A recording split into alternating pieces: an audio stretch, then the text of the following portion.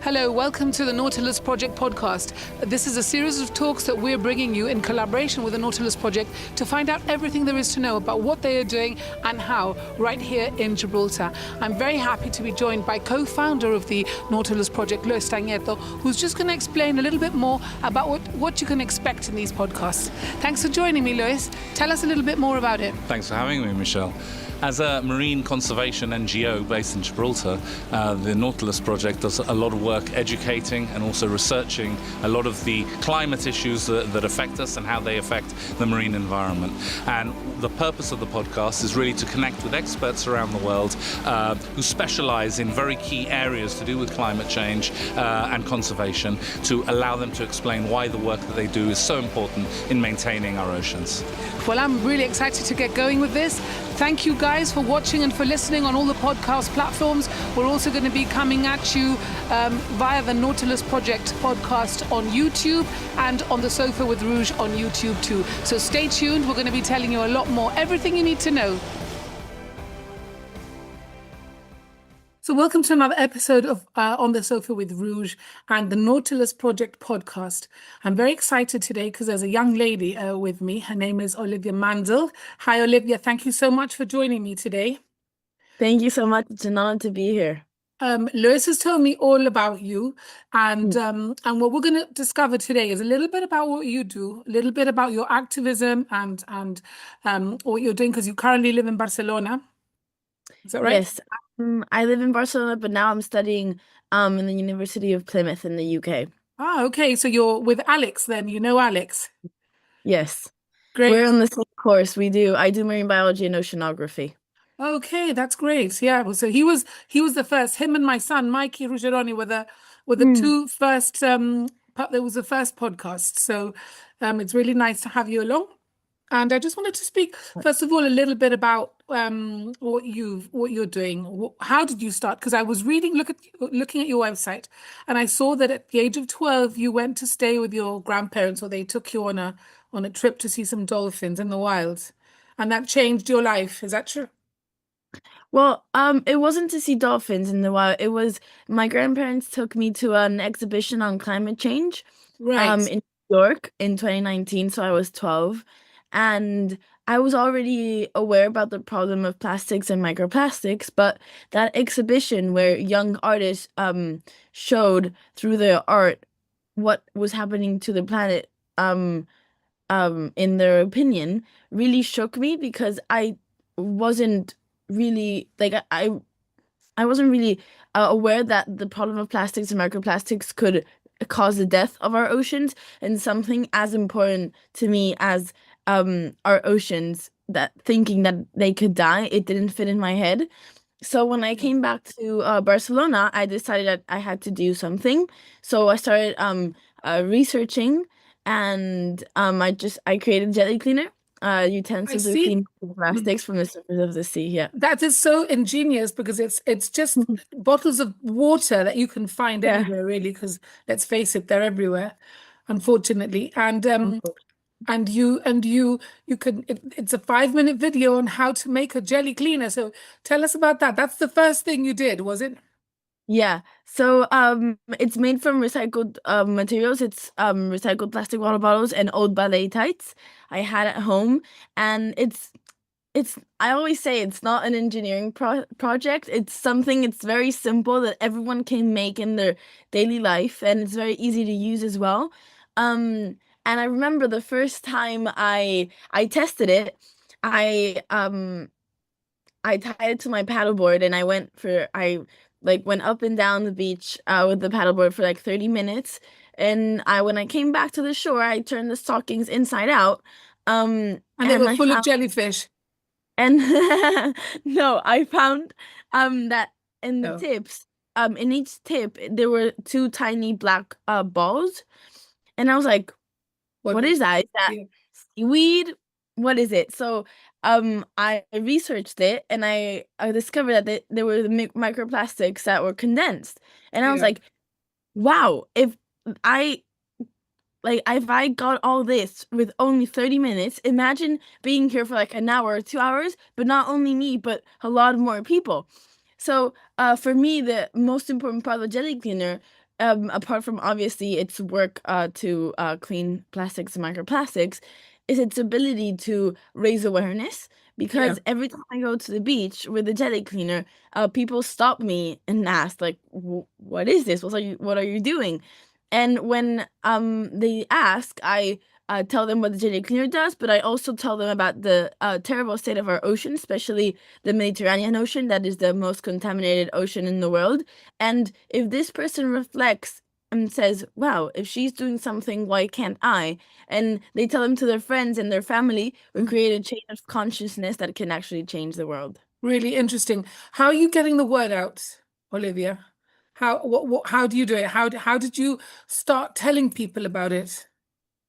I started small with my classmates, my school, my family, and little by little, you just start doing that. Just start doing the chain of consciousness, because if you're aware of a problem, you need to speak it, you need to say it out loud, and you need to tell people what the problem is and how, and try to work together to try and solve it.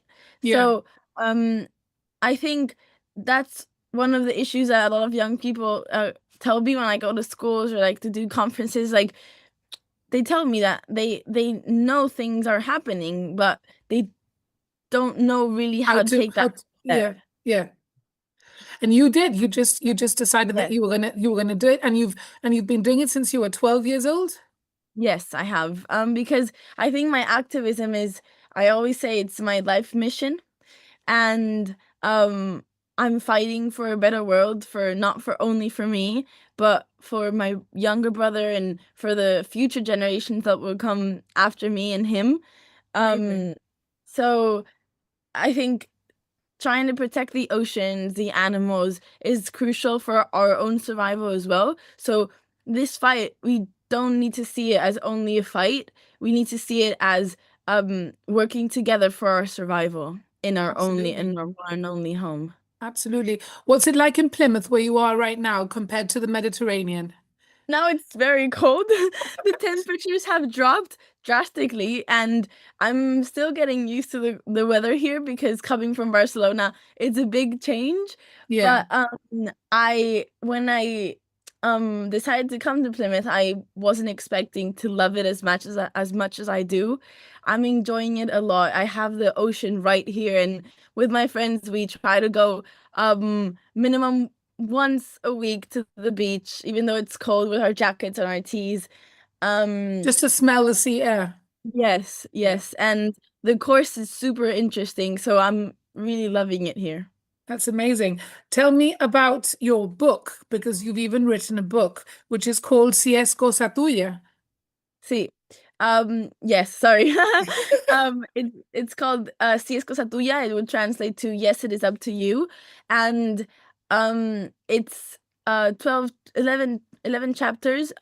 Each chapter is a different theme, and where I talk about the problem in my words, in very simple words, so my grandma can understand and my brother can understand, so everyone can.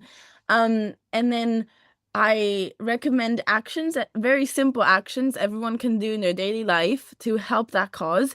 And at the end of each chapter, I also recommend other books and documentaries that speak about that topic. So if people are more interested, they can like research further.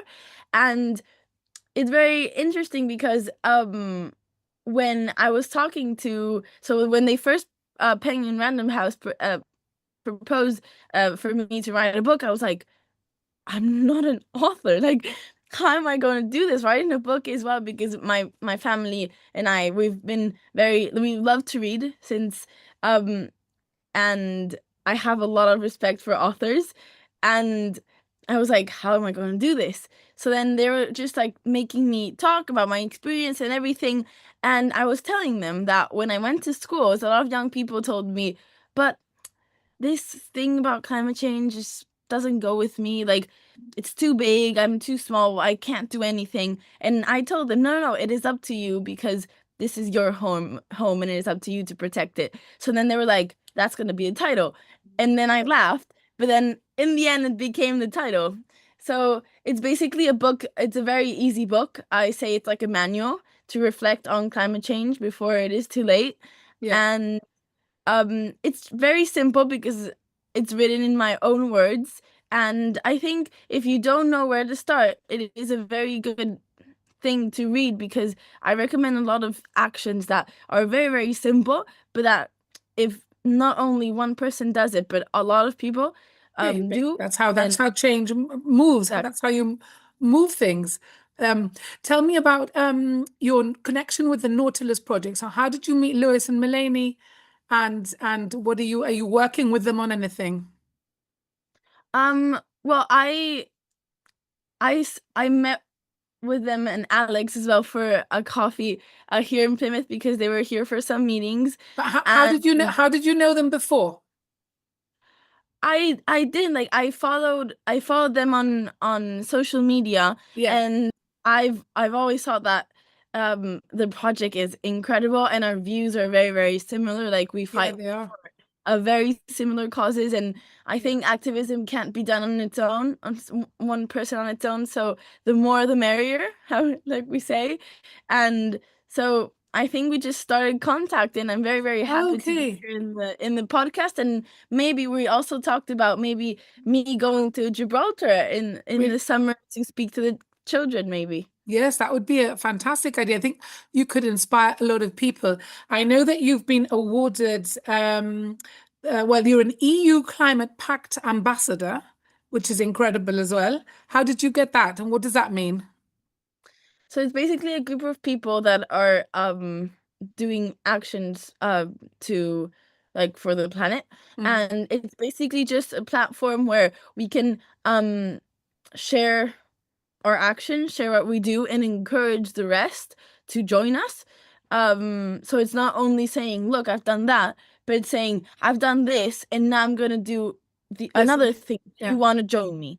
So yeah. just a platform so to give voice to young people who are doing things for the planet and to inspire others to also join. Who inspires you, Olivia?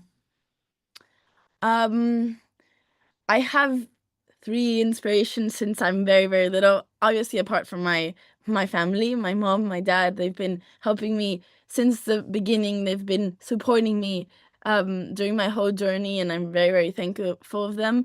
But my three main inspirations, I think, is um, Dr. Jane Goodall.